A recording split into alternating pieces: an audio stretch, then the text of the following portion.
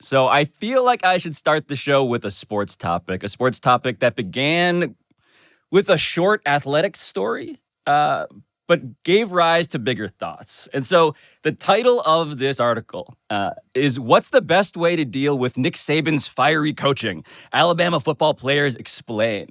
And I don't know if you guys saw any of the Alabama-Mississippi State game last Saturday. It was generally uninteresting to me, except for the fact that Nick Saban on the side, Marion Arnold, a cornerback, Dominique, a young cornerback, who was chewed out very publicly on the sideline. And during halftime, Nick Saban was approached by the ESPN reporter. And at halftime, Alabama had started slow. They got up 31-10, and Saban was asked about how this all flipped around. And he said this. What do you think changed in the flow of that game, from sloppiness to all of a sudden execution? Did you see me get on him over there? Yes, I did. Well, maybe that's what changed it. I don't know. You make that call. Thank you, Coach. Oh. He's not wrong. Coach Saban got smoke for everybody in that first half. So all of this made me think about how to be coached, how I want to be coached, how I have been coached, how I would coach, and how Dominique Dan is different from us. That part I know. But I feel like being an athlete and responding to a Nick Saban, I'm not wired that way, and it makes me self-conscious about how I should be wired, because this did, per Nick Saban's accounting, actually work.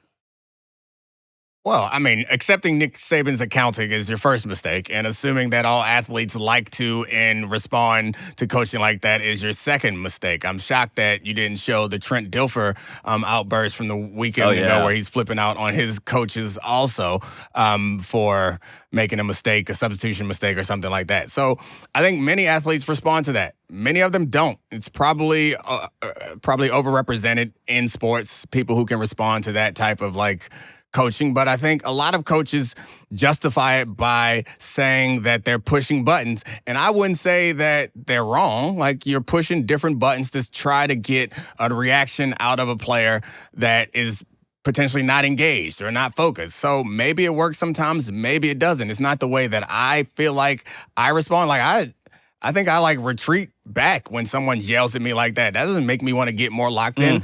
I think of myself as someone who would rather have a real conversation. I'm not trying to mess up. You screaming at me isn't going to make me try any harder. Dominique, I think, I remember the first time I thought about this. It was the very first time I considered it. It was Tom Coughlin during a playoff game with all the things Tom Coughlin represents, old military, I'm in charge, these guys can't win unless I toughen them up and show them how to be leaders. And his field goal kicker had just missed an enormous kick in a playoff game.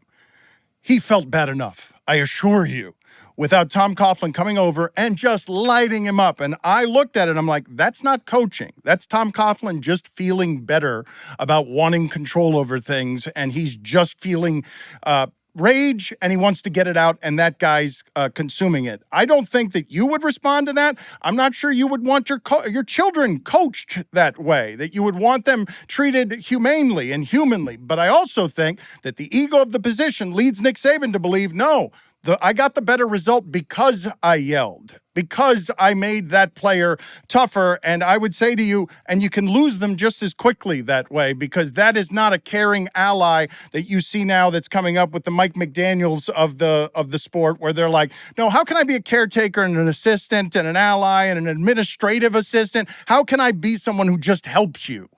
The thing is, this is about human psychology, is what this question is. And I feel responsible as the football player over here and the most traditionally masculine person in this conversation. I've got plenty of Cuban caveman in me. No. I got 3 kids and I play professional football. What about me, I'm not saying guys? I'm here too. I'm just saying, come on, get that facial hair together, Pablo. I've been trying.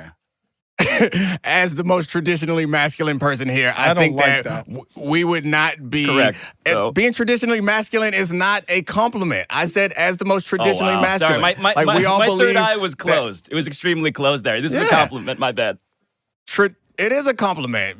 I don't consider myself traditionally masculine. I think of myself as a more progressive version of masculinity. But I do believe that someone needs to speak for, I'm certainly generally not a two sides person of the conversation, but I do think there's a reasonable side a reasonable position on the other side. When we're talking about human psychology, no one really knows how this works. So there are people that I think probably do respond better in certain situations that would make us uncomfortable and we say that we don't like. I've had coaches try to get the best out of me when they thought I wasn't focused and try something like that. They notice that it didn't work and they don't try it again. But there are players who I see like, yeah, they turn that energy into something else. And the other defense of them is the Tom Coughlin yelling at the kicker, I think is, there's no argument for how that's going to help. The kick is already kicked. He didn't do anything wrong. But I do believe in professional sports, there is an obligation and a responsibility that you have to each other.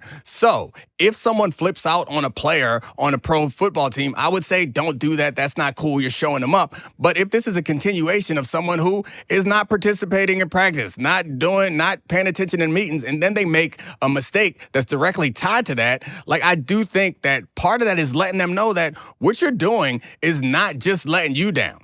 Everybody else's money is riding on this too. Everyone else's reputation is riding on this too. And maybe you can find a softer way to do it, but I do know in some of these traditionally masculine scenarios, you're not just coaching to them. That's a performance for everybody else too. So it's like, you know what? You want to be a motherfucker that doesn't do the that we expect of you, then we're going to embarrass you here. And not that it's right or wrong, that maybe it doesn't get the best out of that person, but it can be cathartic to everyone else on the team that's looking like, see, that's what happens. That's what he deserves. Otherwise, you get your ass beat in the locker room, which happens too. Accountability, right? It's interwoven in what Dominique was just describing there, right? Because you are maintaining this delicate ecosystem, which I think an office also can feel, although in a less traditionally masculine way than a f***ing NFL locker room. But I will point out that there's this, I mean, again, to make this, to be a classic untraditionally masculine person, I'll say there is a spectrum to all of this, right? And so there's a spectrum from Trent Dilfer on one end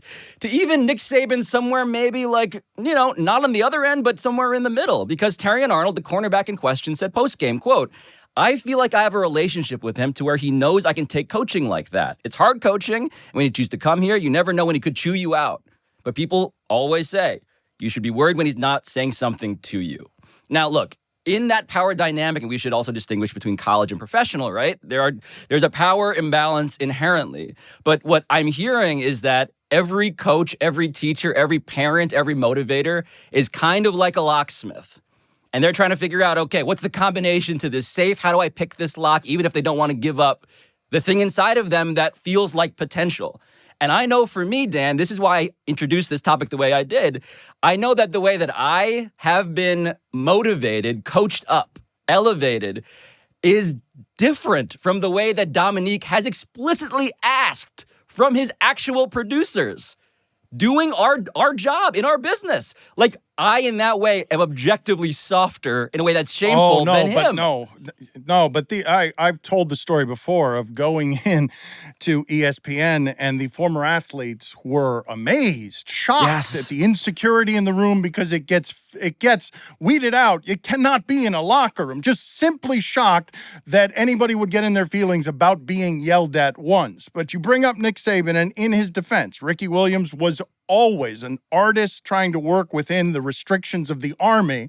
The only coach who reached him, who pushed the right buttons on a self-described weirdo, was indeed Nick Saban. Nick Saban found a way to reach. So maybe he does have some secret formula that changes player to player, and it's not always yelling. But my experience with people of Nick Saban's age and success is they are control freaks who, once that ball is put in play, actually have about 10% of the control over what happens.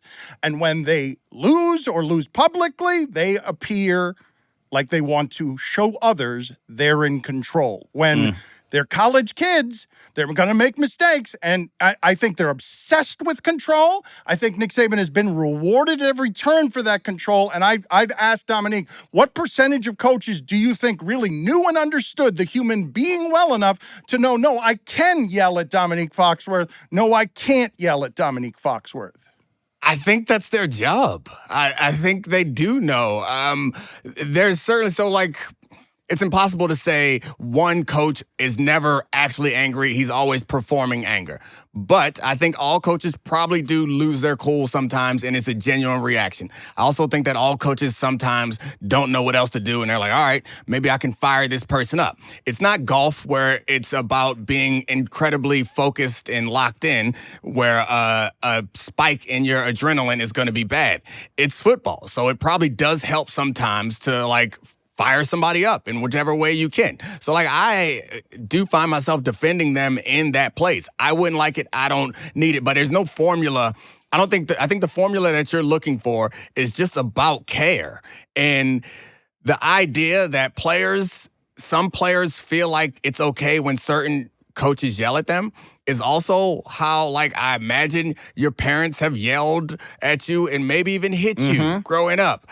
You don't hate your parents. It's because you genuinely believe that they care about you and they want what's best for you. That's important, though. So, that trust is hugely important if someone's yelling Well, at do you believe that this person has your best interests at heart, right? Do you believe that they love you? Do you believe that they can be trusted with your actual physical vulnerability as well as emotional vulnerability? And do you believe that you deserve whatever is happening? Yes, and now we get into, yes. like, some sort of victim blaming thing, and you can say no one ever deserves to be talked to like that. But if you let your team down in an important moment, you deserve something. And I don't know what it is, but being yelled at is not it. The equivalent, though, of being hit with the immigrant parent's slipper, right? As you are, I don't know, chancleta. Like muffing up. Yeah, exactly. Chancleta. Flying across the room the way that an errant punt would. Like that part.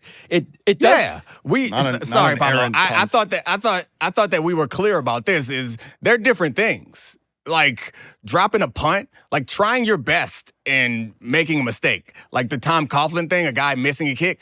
That's an entirely different thing than doing the wrong thing. Like actually not executing. So I feel like it's different and it's also when it's tied to your preparation. We have to do that. We have to have a missed field goal. Tom Coughlin comes on the field and throws a chancleta at the kicker. That would be so much better than just yelling at it. PTSD for me. Please make that a thing. But by the way, the generational distinction here is real, right? Because we're also in 2023 and all of the jokes we've made about the traditional aspect of anything, masculinity and otherwise. Saban's close to 80, right? Man. Saban, where's he going to connect with the 20-year-old cornerback? Like, maybe, but that's going to take some work, and it's going to take it from somebody who better be hungrier than somebody who's close to 80 and has had a whole lot of success. I work the odds against Nick Saban being able to connect there with every 20-year-old.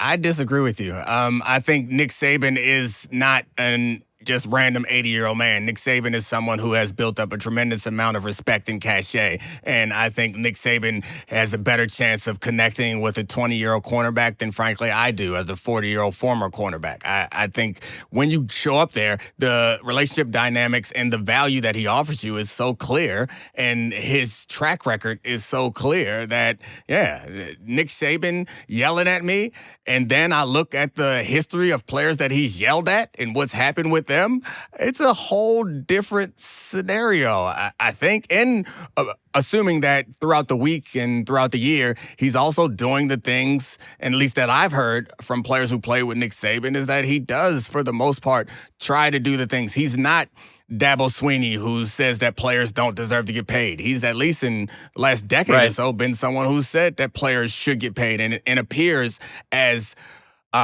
progressive-minded, even in the way that he coaches his team and the offensive development. Like, he does seem like someone who adapts, and he's never been the one who's made the huge mistake with the way that he talks to his players or he treats his players. I do love the idea, though, of insecure Nick Saban, who's like memorizing like Lil Yachty lyrics to show up at work the next day. Yeah, we've seen it. We've seen video of him doing dances in people's living room. That man desperate for a baller just like the rest of them. He will do whatever he can to get your black ass there scoring touchdowns. He will learn the latest dance and also dap.